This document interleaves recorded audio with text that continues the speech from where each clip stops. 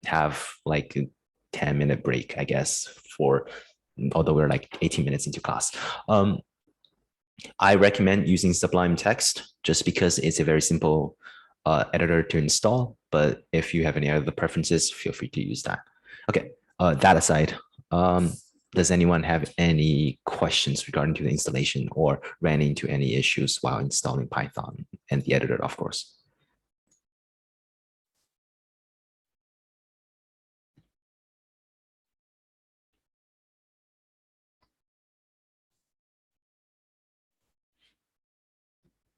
Actually, can I get a show of hands or like type in chat of how many people have both installed and how many people have are still needing, sorry, uh, can I get a show of hands of how many people have finished both steps? It's like, know how long I should probably be waiting for. Or if that's zero, that's okay. We'll go over it.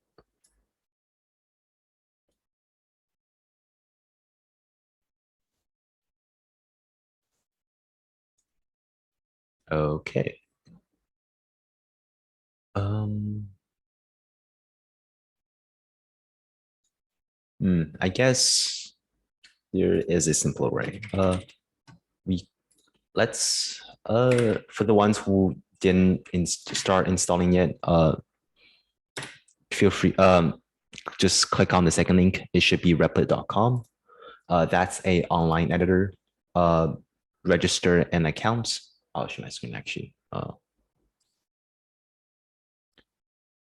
Go ahead and register an account and get start. We'll use this for now. It should be easier. Yes, Keith. Sorry.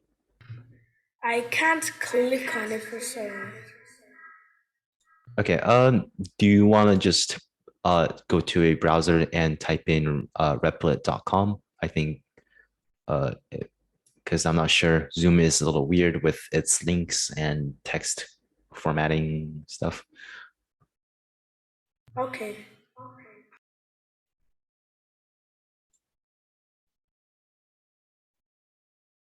Okay.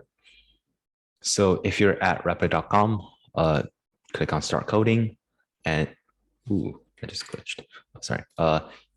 Click on well, put in your username, email, and password, and click create an account. Since I already have an account, I could continue or just continue with Google.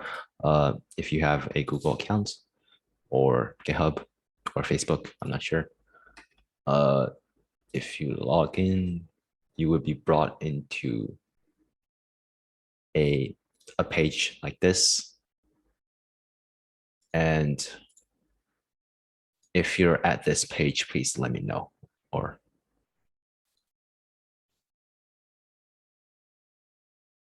just to be clear, I want everyone to follow this just because it seems like not many people have uh, Python's complete setup. So I'll take a shortcut and use this website, which is an online editor for those who are curious. It gets the same thing done as downloading Python itself, but it's much easier to set up.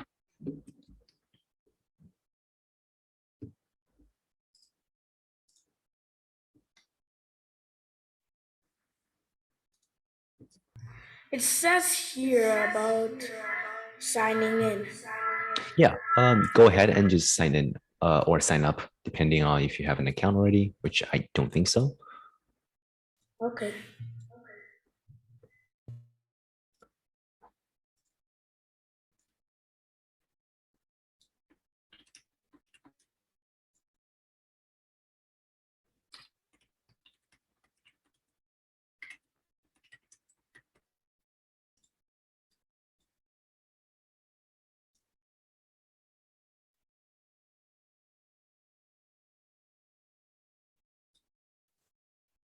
Right. After entering the username, email, and password, should be this page. Just all these are optional. So if you want to skip it for now, just click looks good.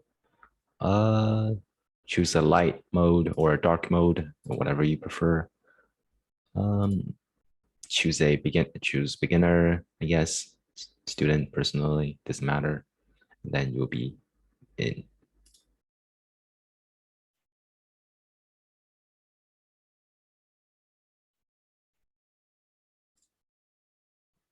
Don't bother watching the video. I'll go over whatever we need over class.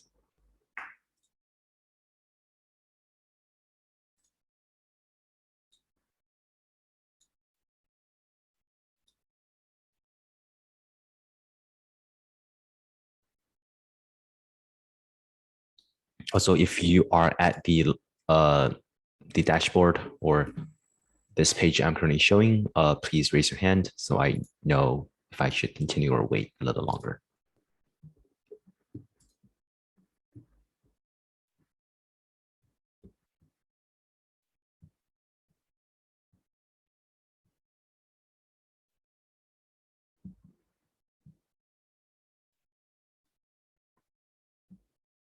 And feel free to ask any questions, either in chat or just speak out loud.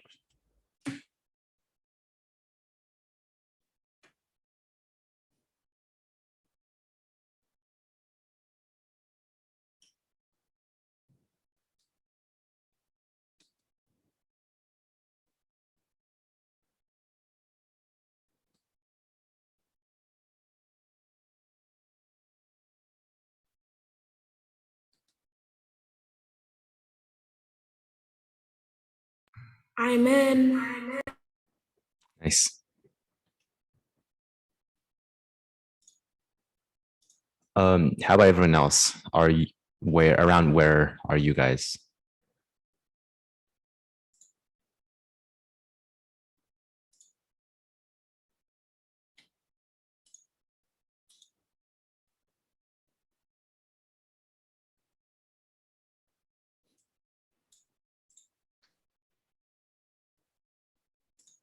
All right, thank you for the feedback. Yeah, well, I was sorry, Keith. I was wondering, where step are you in the Replit? But I guess that's also cool.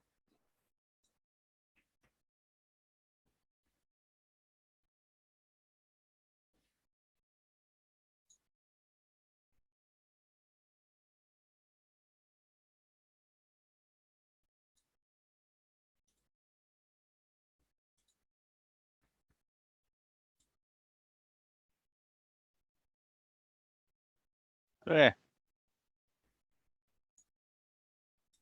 Sorry, could you repeat that? Wherever that was.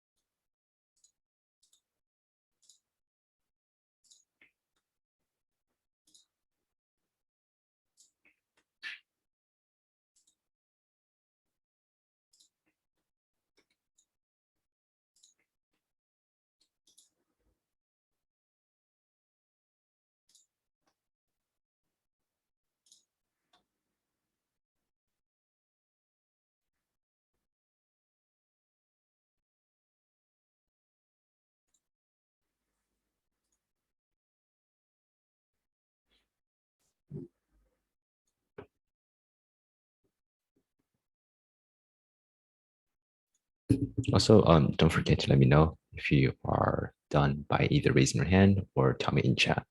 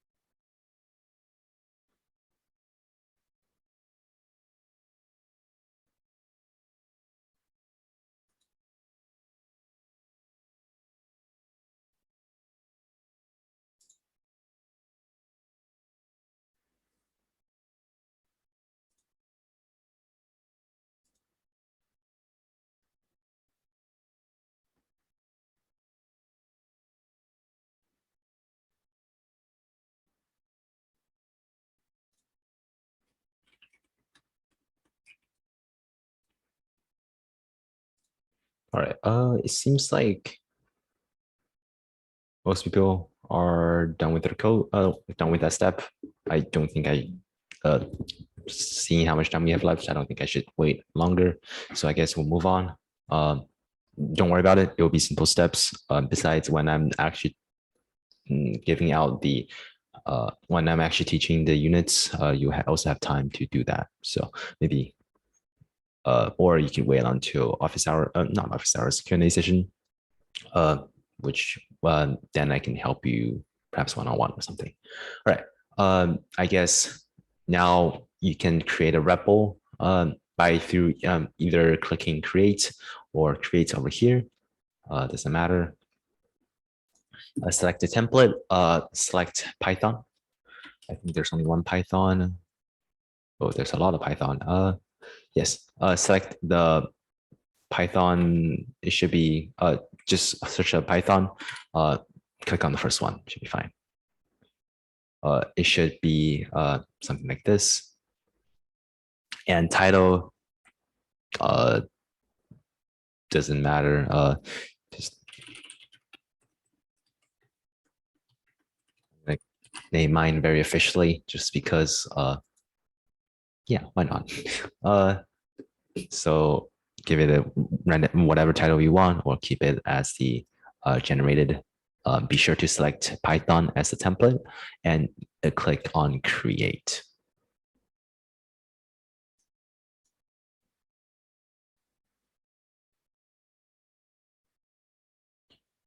Give it a sec. Depending on the internet connection, it might take a little bit. Just click through these. Doesn't really matter. I'll talk more about those later anyways. Okay.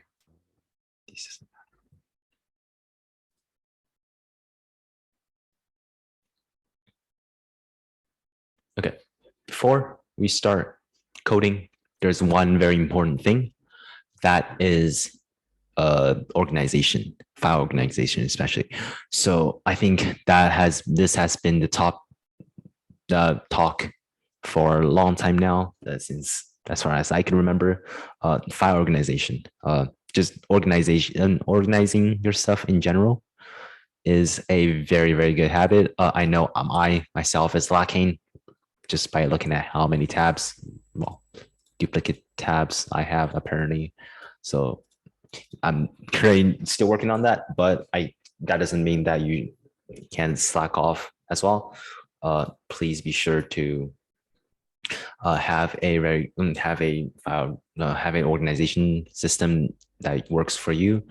For me, well, for my recommendation, that would be organize them by units. You don't have to type all of them in right now. we could do that while we get to it.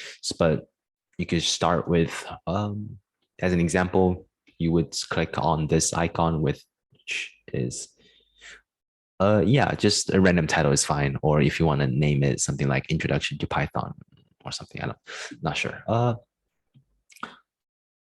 Click on Add Folder. You can add a folder. I'm going to name it Unit 0, Python startup.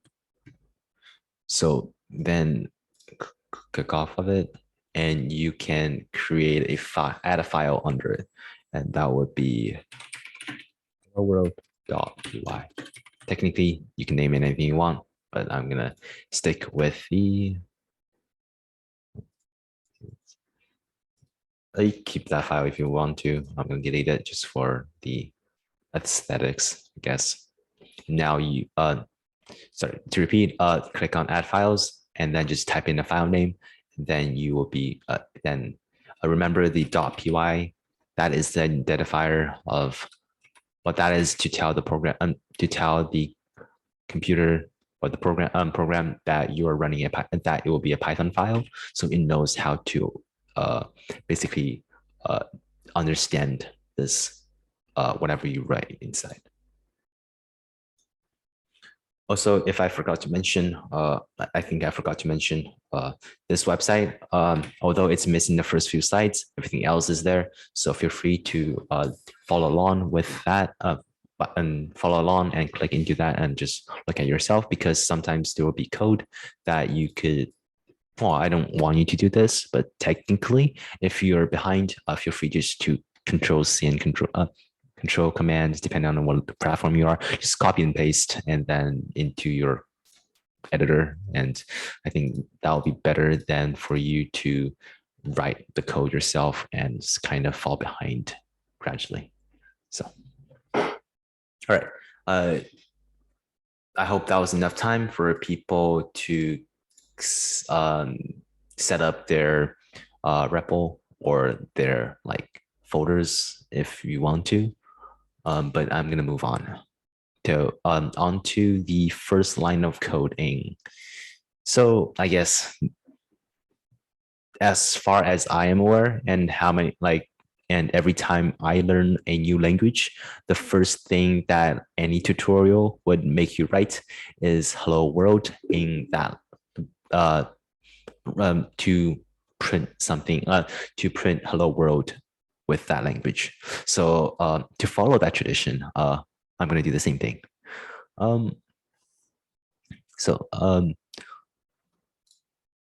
Okay, so now let's get into the coding bit, I guess. So go back. Well, I guess not go back. Create a file, create a Python file, named whatever you want, but preferably something that describes the code. And in this case, it would be hello world. And then write print hello world. Be sure to have these round parentheses. These are very important because that's how Python knows that these are very important things to Python, and therefore, and they are the rules that we have to follow when writing in this language, I guess. Be sure to use quotation marks. They could be single quotation or double quotation. Just be sure that they are the same on both sides. That should be very simple. By the way, I'm going to copy the website, the URL with all the code. You could click on it, and I think that'll bring you to the website, this website. And you can just click on code, and it's going to bring you to hello world, and you can copy and paste it if you are running out of time. Okay. I think this should be pretty simple. It's one-line code of like 20 characters, so I'm not gonna wait too long on that, and we'll move on. Now there are two ways. Going back to this slide, not slide, I guess, document website. Going back to this, there are generally two ways of running this code. Well, this one is written for Sublime Text, so that's a little different from Replit, but they are usually very similar and very easy to pick up. So sorry, going back, there are two options to run Python code. The first way, or the preferred way, is through the buttons or like commands in that editor. In this case, in Replit, it would be run or control enter, command enter, depending on the platform, I'm assuming. But if you click on this, it's gonna run the code. So I'm gonna click on this and no such file is made. Okay. Seems like I can't delete main.py. I'll put that back. Okay.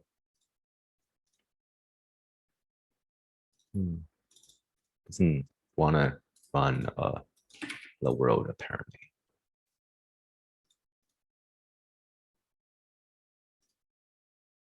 Okay. Change of plan, I guess. Not big change, but just Control C, Control Command C of this code into the main and just running through there. Apparently, Replit is very strict on what files are going to be ran, what files aren't going to be ran, and I guess they automatically run main.py. So I'm going to follow that. And you would see that hello world is printed into the terminal console.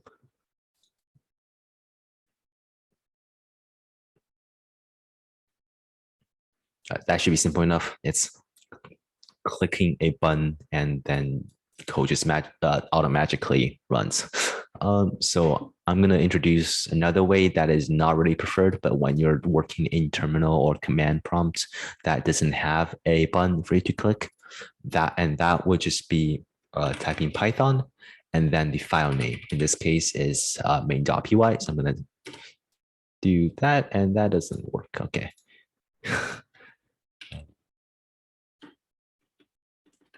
Doesn't. Oh. Okay. Not in console. Console, I mean. Go to shell. And then type Python main.py. Sorry, I was mixing up the two terminal command stuff. This one automatically runs Python code. So anything written in here would just run like that. But this is the actual terminal, and that is where you would be putting in Python and then the file name. So technically, if I run the hello world.py, it should also work.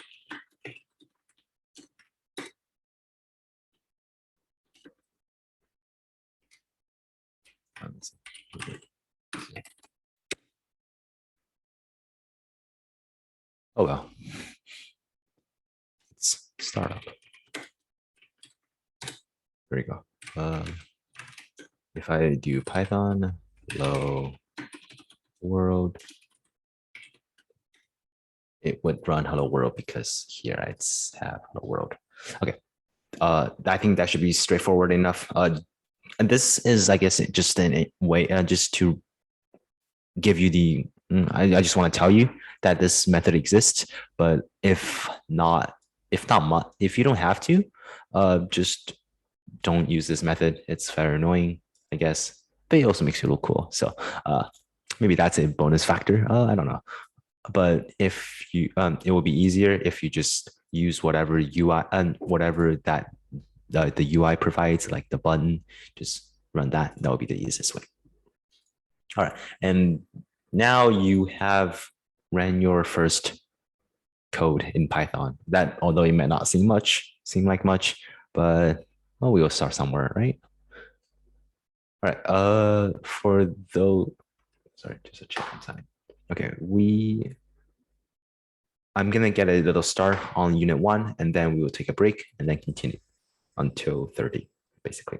So please let me know. Also, if anyone's having issues so far, at this point, like maybe your code isn't running or it's giving out an error, like what I had before, like the weird weird red, the very obnoxious, annoying red text, please let me know. So if not, I'll move on.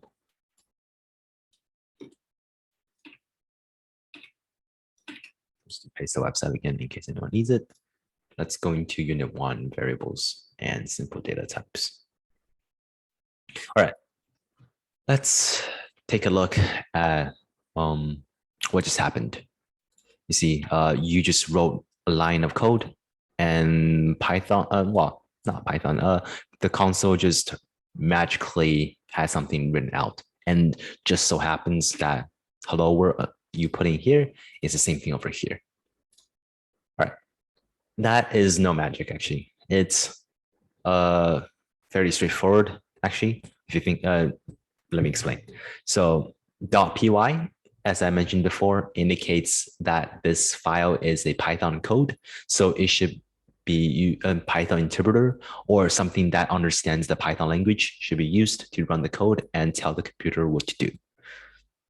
So actually, whatever code you write here isn't directly told to the computer. There's something called an interpreter or a compiler for different kind of language. There's different names and different purposes, but for Python, it's called an interpreter. And for this code, you are sending a Python interpreter is gonna look at this and analyze the components of what you have written. So yeah, as I said, Python it reads and parses the meanings, and such as the print that is shown. Sorry, I'm switching screens really fast. The print here, that is a way to tell. That's a lot of text. Don't read it if you don't want to. By print, it's telling the Python interpreter to display something onto the screen, and whatever follows it, like in here, is what you're gonna write on screen. So it's not because. So if I change this to hello Python with a lowercase y, of course. Sorry, wrong file. Should be in main. Okay. In main, write hello Python. If you run it, it's gonna say hello Python instead of hello world, just like 2 seconds ago.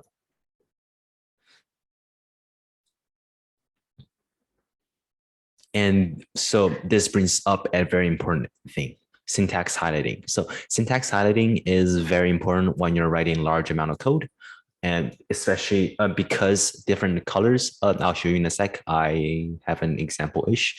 So when you are writing the code, there is the syntax highlighting is going to help you with the highlighting. Basically, it's going to tell you what different parts of the diff code does. So it's very easy to know how, like, which part is like what is what and how, like, and what they are basically. So as an example, I'll show you something I've been working on just recently. So this, I hope you can still see the screen. This is actually the website that is. Let me share my window actually, the screen actually. Okay, should be showing the whole screen now. Ooh, it's a little laggy. Okay. So this website, this is the prototype website for the cloud classroom that I am currently working on. And sorry, I just want to turn off dark mode so it looks a little nicer. For something. Can be a little glitchy, I think.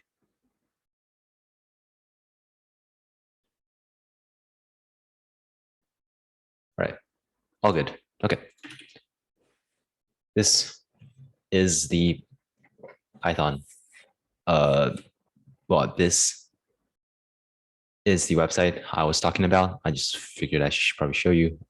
Don't look at my Outlook emails. And so let's look at the code behind it. Don't try to understand this.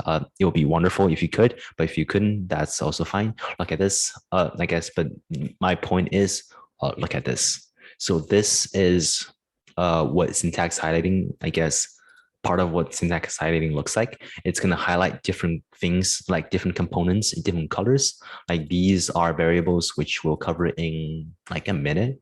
And these are classes, which we'll cover later on in the class. Pun not intended, I guess. And these are more variables, values. So it's very easy to tell what each part of the code does, especially, I guess, another example would be settings. You see there's a lot of text and there's variables of different colors, and there's variables and different colors and different functions and blah, blah, blah. So it's very, I guess, all I want to say, it's very important. And it's something that makes coding so much easier. Now that out of the way, let's move on to actual Python stuff, although we kind of already did. Let's talk about a little bit about variables. Variables are essentially boxes or containers that stores certain informations that you wanted to store, basically. For example, I could use a variable to store the number of people in this meeting. I can store the name of each of the person. I can use variables to store what time it is now. I can, yeah, I don't know what else example I was going to give. I can store where each of you guys live or something like that. Not trying to stalk on you guys, but just an example, I guess. So that's variables. I think they are fairly easy to understand. So now I would like to try to add a variable called message to hello world or main.py. So I can edit the message however I want and print it out however I want without actually editing the code, which that would be very important in larger codes, longer code. So you don't have to go back in and edit this, like this number 260 times when you could have just edited it once and assigned a variable to everything else. So let's start. That's it. Defining variables in Python is super easy. It's just the variable name equals equals some sort of value. In this case, we want it to be this, which is the message that we're sending. So it's going to be a quotation mark surrounding hello world. And then we could simply just print out the message. And just like that, we have replaced the message.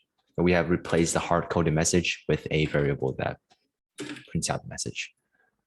And now we can change this to Python.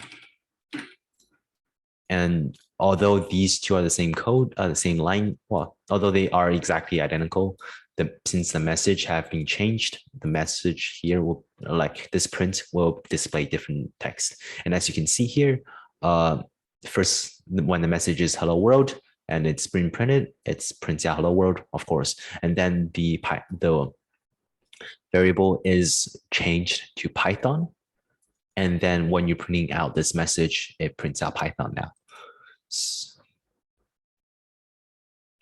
Okay. For those who need it, the code are here. Just click on the link or scroll down, whichever you prefer, and you can get the code from there. Now, there are rules, just like how everything else in Python or any other coding language. There are very specific rules that you have to follow, and these are generally how you write the name of a variable. So the variables only accept letters, numbers, underscore, and that's it. So no, I don't know, slashes, dollar sign, number sign, I don't know, like star parentheses, no, none of that, because those are very special to Python, and Python understands it in a different way. So you can only, sorry, going back, you can only use A through Z, 0 through 9, underscore, and you cannot start with 0 to 9. You cannot start with numbers. So your variable name can be 1 underscore message, but it could be message underscore 1. And there can never be spaces. Just because space in Python means that it's that these two things are not connected and that Python should understand it separately. But you could, however, separate words with underscores to get the same ideas across. So maybe you can't say meeting message, but you could say meeting underscore message, which still tells everyone else that, oh, this message is meant for greeting, just in a Python allowed way. And lastly, this is also very important. Don't use keywords reserved by Python or a language. For example, you can't use the variable name print because print is something special to Python, and Python would only interpret it a certain way. So if I do print equals Python, that would definitely give an error just because Python cannot be Python is not meant to be, well, the name print is not meant to be used as a variable. So instead you could do something like print message. So like people still know that this message is meant to be printed, but just not giving you an error. Okay. So that's that. I hope that's not too much information. Let's take a break here for about 7-8 minutes. You know what? Let's go until 10:0. I don't want to say 10:10. So let's go like 10:05-ish. Oh, sorry, not 10:05. Depending on where you are, come back in 10 minutes. So it will be 05, wherever you are. Feel free to take a break, go to the bathroom, take a sip of water, anything. Sorry, I'll also be here for any questions if you want to ask, or also feel free to catch up on the progress if you are a little behind.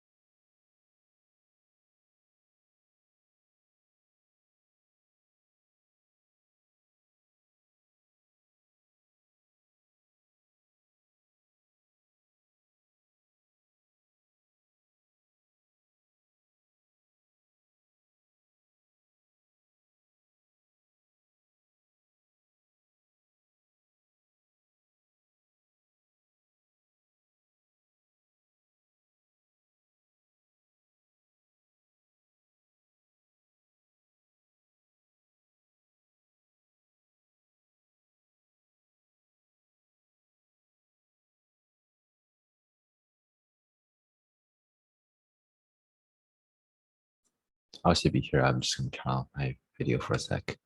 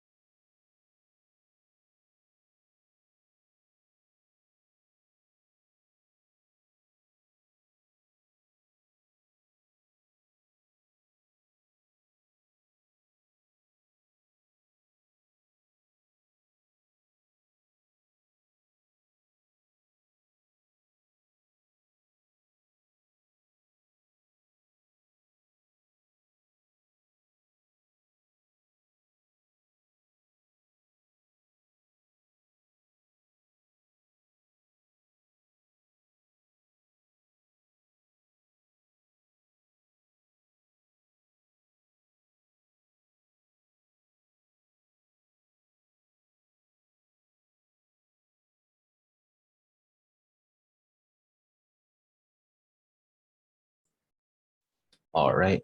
It's 05, so please come back, I guess. I'll wait a little longer, maybe until like 30 more seconds, just for everyone to gather back and get ready to continue.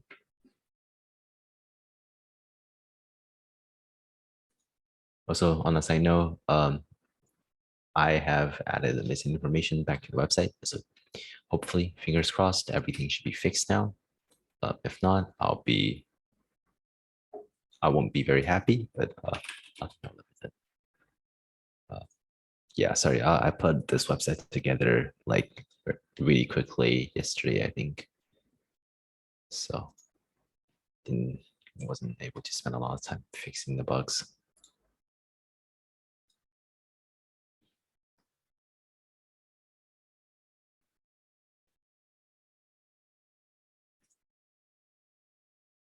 All right, I guess we can continue. So now that we have looked at well, how to use variables, well, at least we glanced over, we took a look at it, touched the surface, perhaps. But let's look at the for this course, I will be including a lot of common mistakes as someone who are new to programming or people are experienced. Like even for people who are very experienced at programming, these issues still very much happen, and they definitely happen to me. So I would just like to let you know that making mistakes, or not making mistakes, that sounds too harsh. Mistyping something, or like uh, um, having your code resulting in a bug or an error is nothing special, and it should be taken with, I guess, a uh, I guess don't stress over it. Just it happens to everyone, even to the greatest programmers. There's still definitely bugs everywhere. Okay, that aside, a common mistake for names is, maybe you guessed it, misspelling it. That happens way more often than you would ever imagine when you're typing like very quickly and not focusing on how to spell something. It Sometimes you would find your variables mistyped, and this would result in an error of not being able to see, not being of the Python interpreter telling you that, oh, I can't find this variable. Did you ever define it? All right, so let's look at so something very important to know, that in Python there's something called traceback, which is an error message that looks super complicated, but trust me, it's very simple once you get the hang of it, or understand the components. So anyways, traceback is an error message that tells you the reason, the location, and the possible issue of why your code failed, and or didn't or why your code ran into an issue. So let's take a look at error.py. This is an example of how the issue might, how someone might write this code wrong. Although granted, it's a very short code, but still happens. And anyway, it's just an example. As you can see here, I have misspelled message with a single S. And when you run the code, it's going to give an output. It's not going to tell you hello though, however, and unfortunately, it's going to tell you traceback, most recent call last, blah, blah, blah, line 2, blah, blah, blah, name error, name MESAGE is not defined. Did you mean message? So let's break down this code, not code, sorry, traceback, or the error message. For other code, it might be much longer because there's going to be many more calls to a certain stuff and to a certain code or something, but let's keep everything simple and look at the major components here. First, the title. That just tells you that there's an error, and it's whatever outputs next, it's going to be the traceback. And basically, that's going to tell you the reason, location, and possible issue. So first, it's going to tell you which file what's the reason. So as you can see here, this doesn't matter. This varies depending on where your code is located. But looking at this, oh, okay, so it's unit1 error.py and pi. That's where the error came from. Okay, continue. Let's look at more of it. Line 2. Okay, line 2, message, hello world. Something's wrong here. Huh. Actually, this comment is aligned. I think I added the comments later, but this should assume that message is line 1. There's a comment here, actually. So this is the actual first line of code. This is the second line of code. It's telling you line 2. In module, don't worry about this. We don't have a module or anything defined here, so it's going to have a default name. In somewhere, line 2, somewhere, this line. This is the issue. Print message misspelled. There's an error with it. Now let's look at what's the error. So for now, so at this point we have both. We have the location here, and we have this line telling you the location, this line telling you what is the error, and now we're saying what's the reason behind this error. And we see, oh, it's a name error. So something have to do with a variable name.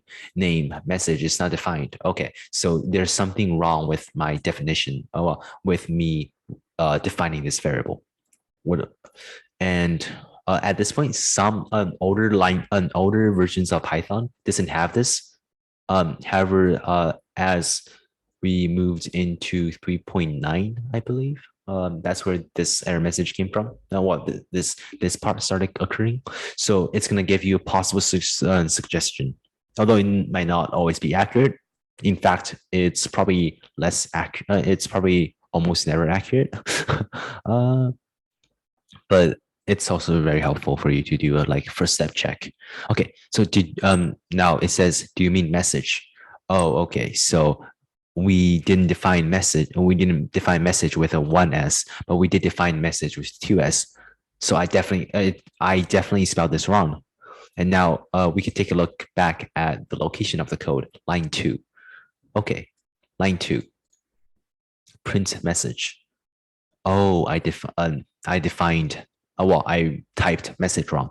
It's message, and then that's how you basically the process of how I personally would solve a bug. I believe that's also the process of many others, from as far as I've known. So that is just, I guess, a taste of debugging, as well as the first common mistake with with variables. That is the name, which is the name of the variable, might be wrong. Okay, seeing that we have a little more time, I'm going to start introducing strings, and we probably won't finish this, but that's fine. Strings, okay. Strings. Okay, data type. String. I didn't mention this, I think, but variables have there are data types in Python, just a fancy way of saying different types of information stored in a variable, I guess. So there are many types of data that can be stored in Python. Not Python, stored in a variable in Python. There is letters, which is string, a fancy way of saying just alphabets and any other characters. There are numbers, which are integers, floats, one representing numbers. And then there are dictionaries, lists, classes, blah, blah, blah. I'm not going to go into too in depth right now. We'll cover those, all of those actually, later on. All right, let's focusing on strings. Strings are a variable. String is a data type that allows you to store like sentences, characters, anything like that. So, or words, punctuations, whatever you want. So everything have to be surrounded in double quotation marks or single quotation marks. I have mentioned this when we are writing this code, to say that remember to wrap everything in quotation marks. That's because This is how Python knows that whatever content inside is a string. So I mentioned there are two types. There is double quotation mark, single quotation mark. Technically, they say they serve the same purpose. So although you can't use them interchangeably, like one quotation, one single quotation, one double quotation, but you can always use them in pairs, and they have the same. They literally mean the same thing. However, there is a very legitimate reason to use both. For example, let's take a look at these two examples. I love my friend. Python is the best language. Oh, I told my friend Python is the best language. You see here, we're using quotation marks in the sentence. Like, let's say that's the sentence I want to store. I can't use another double quotation mark because that confuses Python, and it's going to think, oh, this is going to be a sentence, and that is going to be another, well, this is going to be a string, and this is going to be a separate string. And that would just result in the issue of Python is the best language. Apparently now is a command or a line of code that I'm going to execute. And that would always result in an error. So rather than that, we will be surrounding this sentence with single quotation marks, because this can avoid a lot of head scratching and pain, I guess. This is also a really good time to mention syntax highlighting again. As you can see in here, it's highlighted in a different color because Python realizes, okay, so whatever inside is a string. I'm not going to do anything special with it. I'm going to put it in a different color, and that would tell the user that this is a string, and whatever inside is going to be taken care of as is. So another example of using double quotation marks rather than single quotation marks is if there is an apostrophe, which is this little thing, that basically solves the issue of Python not understanding when to end the string. Okay, that should be simple enough, and we can take a look at changing upper or lower cases. Let's say a user inputted this main document. Let's say a user inputted message equals John. I don't know, just a random name I thought of top of my head. Let's say they entered it in lowercase, all lowercase. Now my code might want to do something like I'm going to store this person's username. I'm going to print this person's name in all caps. How do I do this without having to forcing the user to write in all caps? This is one string. This is when the different functions. By the way, these are called what I'm going to introduce are functions that can do certain things. Functions which is basically very simple, which is just pre-written code that does something already. So let's say I want to store them in, I want to capitalize J and J only, maybe like John Appleseed. I don't know. Let's say I want to capitalize both J and A to make that look more like a person's name. I would use message.title. And if I run this, you can see both J and A are highlighted, not highlighted, capitalized. However, the content of the string, content of message itself didn't change. Just, if we print out message again, you can see that J and A are still lowercase. So the whatever inside message didn't change. So now let's say I want to store whatever in store. Now I want John Appleseed's name in all caps, all capitalized. I would use the function called upper, and this is going to convert everything, like every single letter, into uppercase, the uppercase letter. And now let's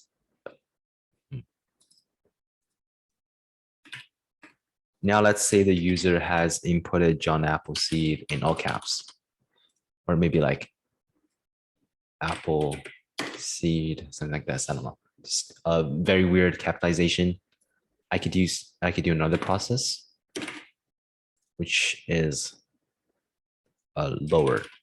This would make everything lowercase, and then you would see that John Appleseed is going to be in our lowercase letters is going to be outputted. These three, sorry, I can speak. These three are very simple string methods that are going to be used very, very often. I guess to name a few a few instances where we might use this. For example, if I want to check if the user's first name and last name is the same thing as what I stored in, let's say, my database. Maybe this user didn't capitalize their letters when my database did. Are they different people? Well, are they different people just because uh, one's capitalized, one's not capitalized? Well, definitely not. So in order to avoid these issues, I can use let's say like input first phone name dot upper, and then I could also go to my database and make all the username, make all the phone of all the names uppercased. So therefore, when I check if those two things are the same, they're going to return true, or like it's going to say that they are the same thing. That's one example I can think of right now. There's so many more, but I don't think I will be naming all of them. So moving on from upper to lower, we have 8 minutes. I can probably go over a few of these. String concatenation. Concatenation is a very, very fancy way of saying combine two strings. I never knew what it meant until like 3 years ago, I'd say. So keep in mind, that's like my 5th year into coding. So there are strange terms in computer science or just programming. Don't be afraid to look up what it means or like ask what it means, just because some terms are just never used. So concatenation is to combine two strings, and how you would do that is using the plus sign. So as an example, this is a simple code to combine your first name with your last name to make a full name. So let's look at it. First name, let's say it's John. Last name is Appleseed. The full name can be simply done by using additions and the plus sign to combine strings together. So I have the first string, John, plus a space, and then plus Appleseed at the end. And then the phone name will be John space Appleseed. And then I can print out the phone name. And I did a little thing with the title to show you that it still works. And then let's see how this runs. All right, so that worked out pretty well, I think. So first name, here this line is their phone name is John Appleseed. And then I can still use this variable just like normal because it's a normal variable, although it's defined with 2 variables and a character, I guess, and a space. It still prints out hello John Appleseed. So I don't think there's too many questions perhaps with this. Yeah, sorry, I wasn't looking at the chat. The recordings will be available after class. I think that you would need to ask the whoever's in charge of the recordings. I have no idea where they go. I just speak until the class ends, basically, and whatever after that, I don't know what's going on. Sorry. Going back.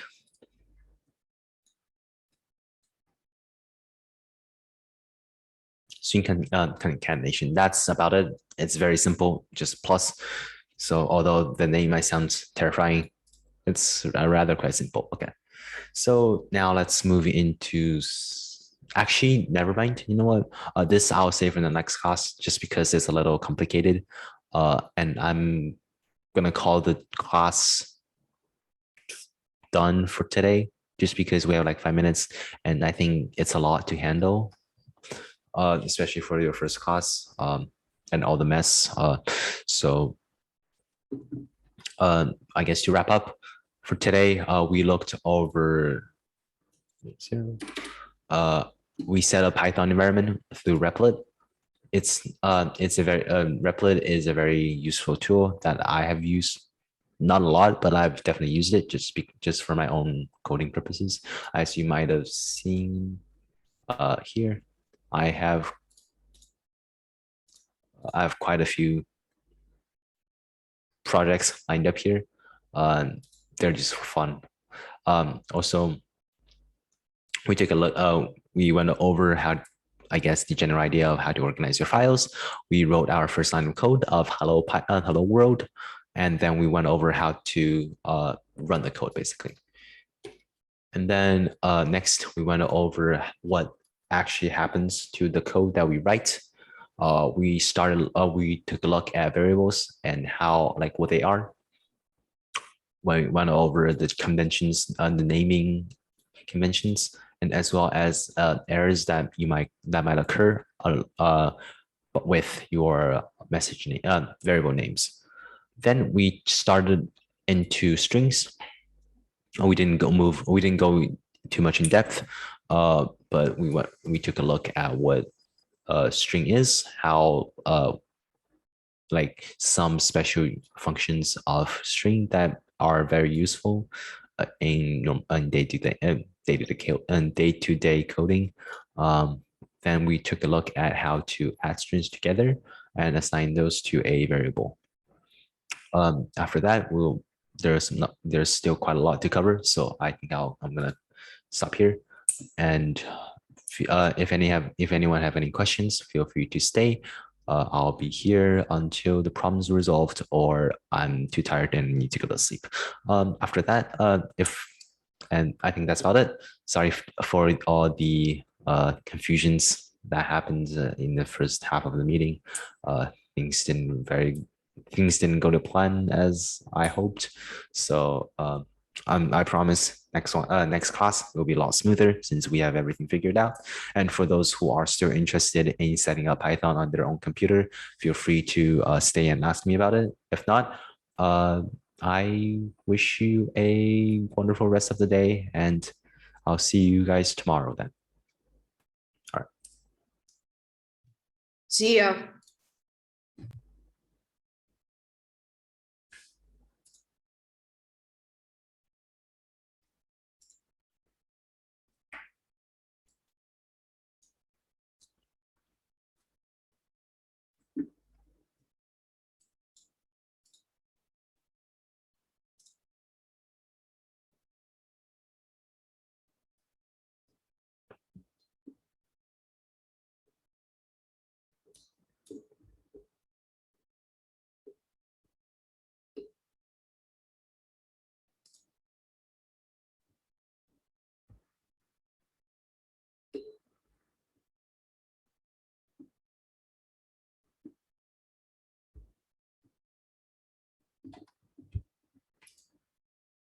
Excuse me, Ethan. I want to ask you about like the upper thing.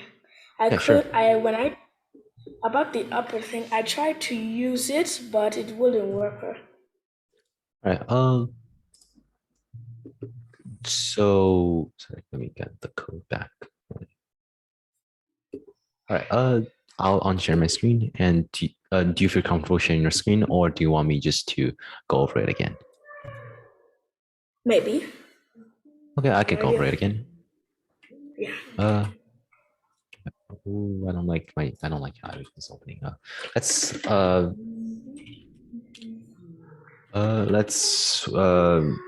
message. I don't know, because this is all uppercase, although it's lowercase. That's fine. Now let's do. So if you do message, sorry, message dot lower, no, upper. This would not work because this is not this doesn't actually change the content of message. So you have to print like directly print this out or save it to another variable. So let's see this. Okay, so this works because whatever here, But I it's had the question of the ending. I've done the first thing, like print a message upper, but the ending is the one that confuses me, like this part. I'll enable annotation, and if you want to, just feel free to draw on the screen. Or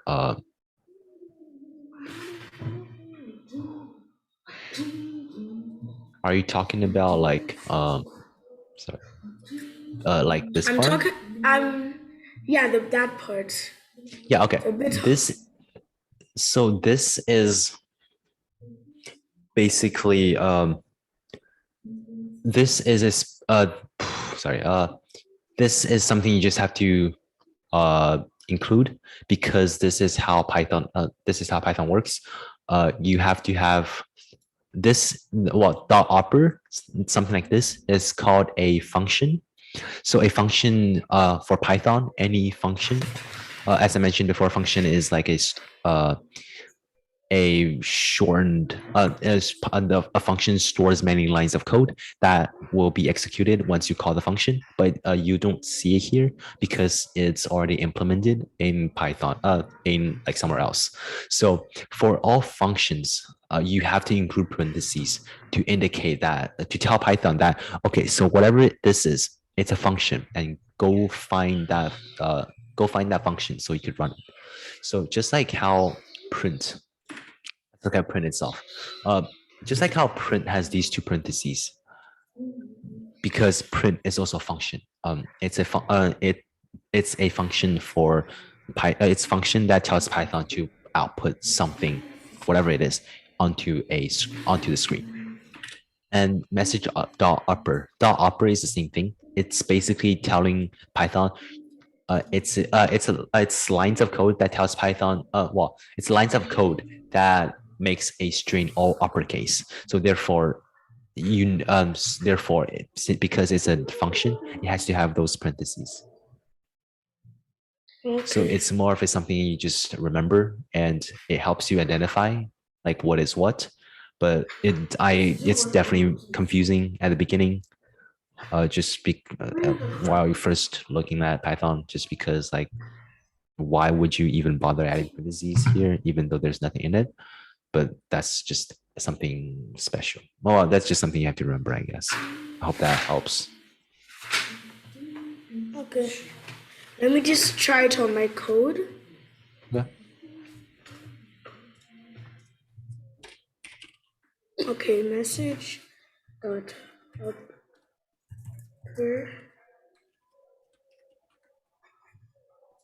Then it says upper O, like this thing, like a dashboard, and that's the place that confuses me. Sorry, could you repeat?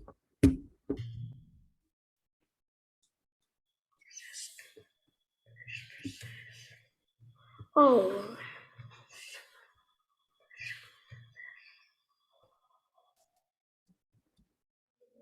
let me see your code for a bit. Okay. Then I'll try and It's on the screen. If you, then I'll I try and copy it. I did a little Let's see what's modification. happening. If you don't want it, just use this. Ooh, hold on. Use this. It's the same thing. If you want to use it, use line 6 and 7. It's simpler. It's the same thing. Okay. Okay.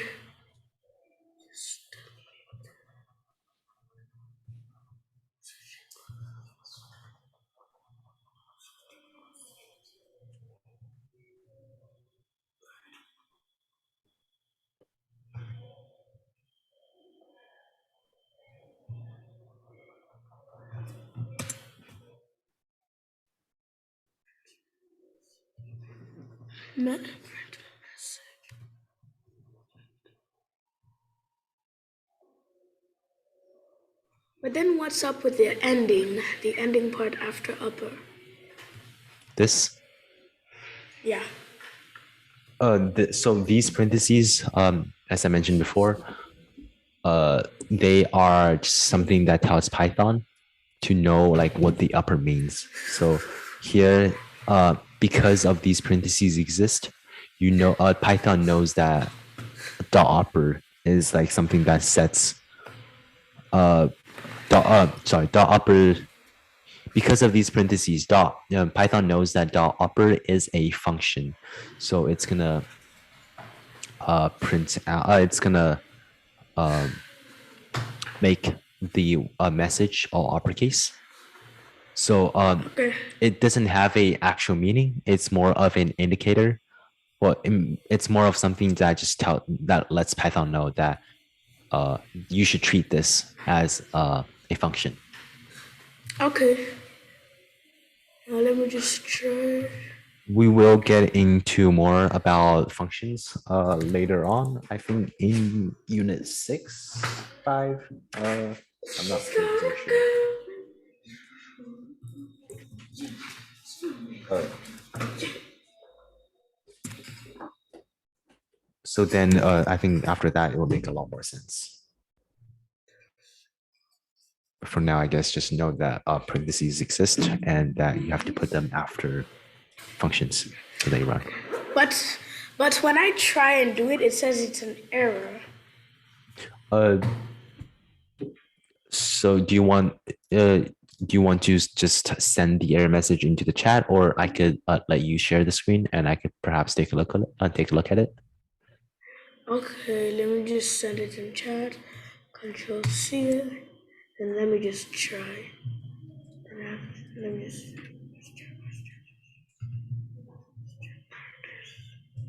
Or you can try just copy pasting your code into the chat and I could look at it. Okay. I think I'm Control just C and Control. Sorry. there. It's in chat. It's in chat. I think. Oh, this is the one from up. I think that's the one for me.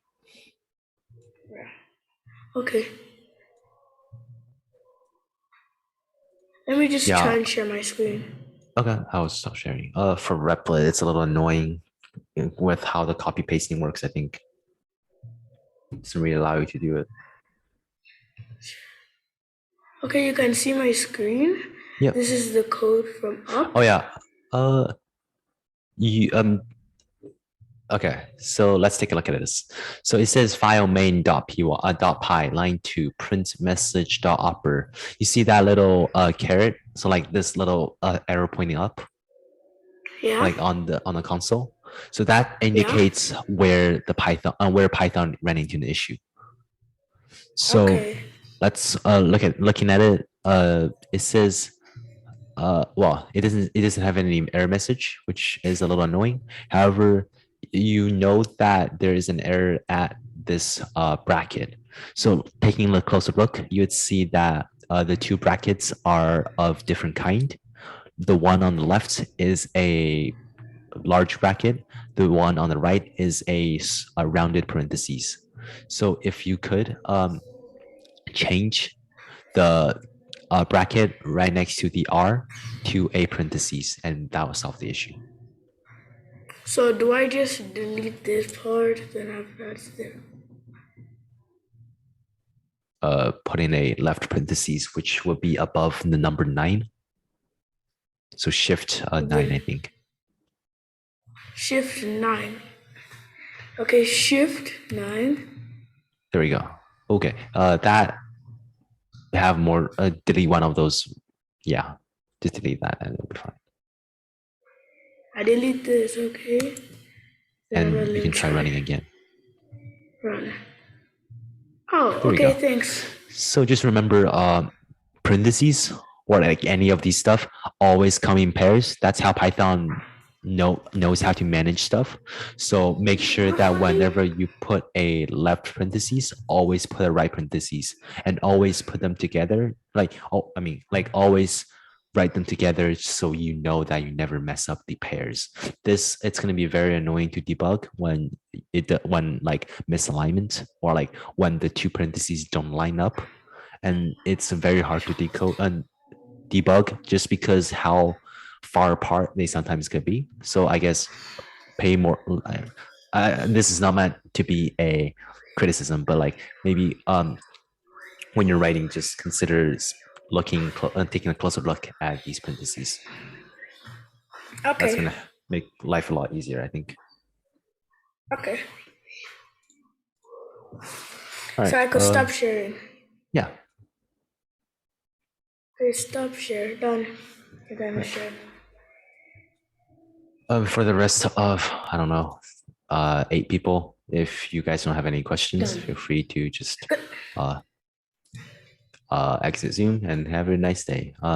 Also, I'm going to stay here for, let's see, 5 more minutes. If there's no longer any questions, I'm going to close the Zoom meeting. And yeah, I'll see you guys next tomorrow. Goodbye.